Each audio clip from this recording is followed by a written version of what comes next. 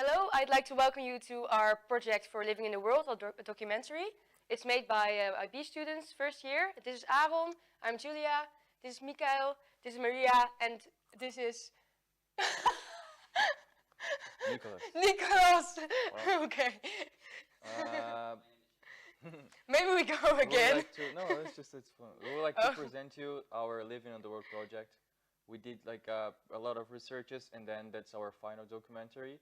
And thanks for being here with us, and just enjoy the documentary. Thank you. Well, covering this documentary, we're gonna talk about these three models. From first one, model of Hofstede. It's like a major big model. We're gonna talk about Tropinars and Lewis. All this based on New Zealand and Qatar. And then at the end we have a conclusion and two parts of the interview. So, Thank you. thank you. Hello everybody. Today I'm gonna talk a little bit about Hofstede and his model in our project.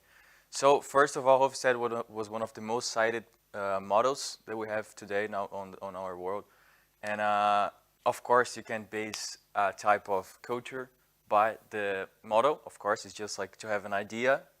But Hofstede, his model was like, it's one of the most famous ones. So first thing we're going to talk about, it's power distance between New Zealand and Qatar. As you can see, Qatar has a really big power distance. That means they like have everything, it's not everything equal. So like if you want to talk to your boss, it's gonna be kind of hard, and so like everything is distributed on hierarchy. And on New Zealand, they don't like care that much about hierarchy. It's just more for convenience, and that's what we can see. About individualism, New Zealand is more of like a masculinity country, so they all wanted to be the best one and do the best version, be your best version, and you can see the high level of individualism in New Zealand is really big. In Qatar, they don't work that much individually because also their beliefs, they work in group projects, and like all their most big companies, they all have like groups, they all are working people together, so they don't care that much about individualism. And you can see both countries are kind of high in masculinity, but Qatar has like a little bit less than New Zealand, but it's not that considerate. And I would say they're really high in masculinity because they all want their best achievements, they all wanted to be the best, and I'll pray for you to be the best worker you can be. And indulgence, you can see that the level of indulgence in New Zealand, it's kind of high. In Qatar, it's pretty much none because people work all together there. But you can see in New Zealand, people usually don't take risks, and like the level of indulgence there, it's really high. So yeah, that's it, guys. Thank you. The 7 dimensions of Trompenaars discusses cultures by differentiating them based on their preferences. So we will compare both countries to each dimension. First of all, New Zealand has a universalistic culture. Qatar has a particularistic culture, and to them relations matter more than rules. Looking at the second dimension, the individualistic culture belongs to New Zealand. They work more as an individual than in a team. And in Qatar, that's not the case. Next up, we've got neutral cultures like New Zealand, while Qatar is the exact opposite, being an affective culture, where emotions tend to be shared. In addition, New Zealand has a specific culture. People tend to keep personal and work life separate, and on the contrary, in Qatar, relationships influence the business. So their culture is more diffuse. And furthermore, status is earned through knowledge or skill in New Zealand, while in Qatar, it is given to you and you have to accept it. Moreover, time is money in New Zealand, and their culture is sequential time.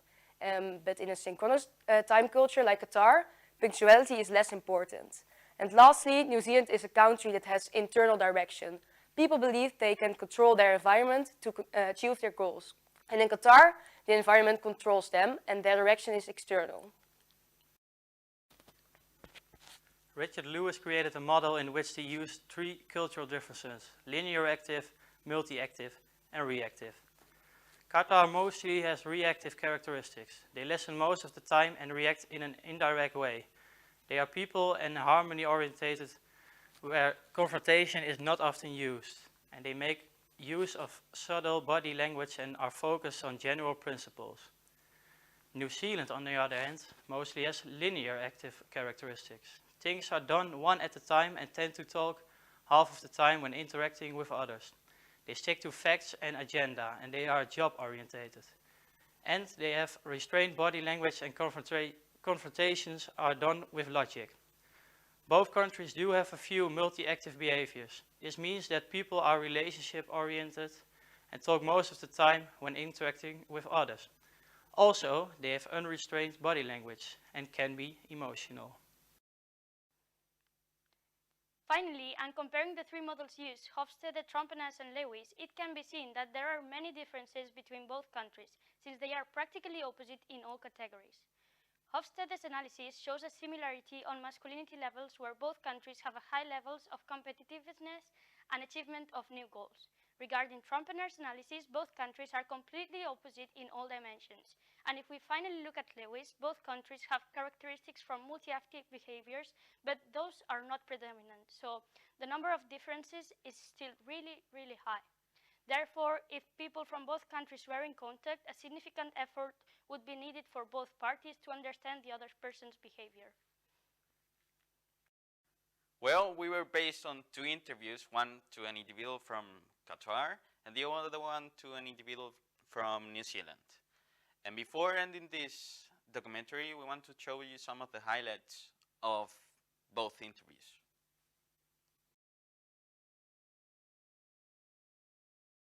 This country is an Islamic country, right?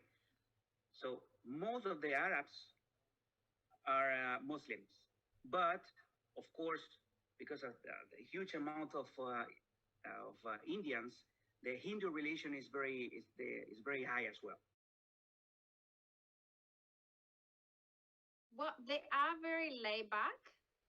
They're very relaxed people, very casual, which is kind of different of what I was expecting when I moved here. I was expecting more people very cold, more like a British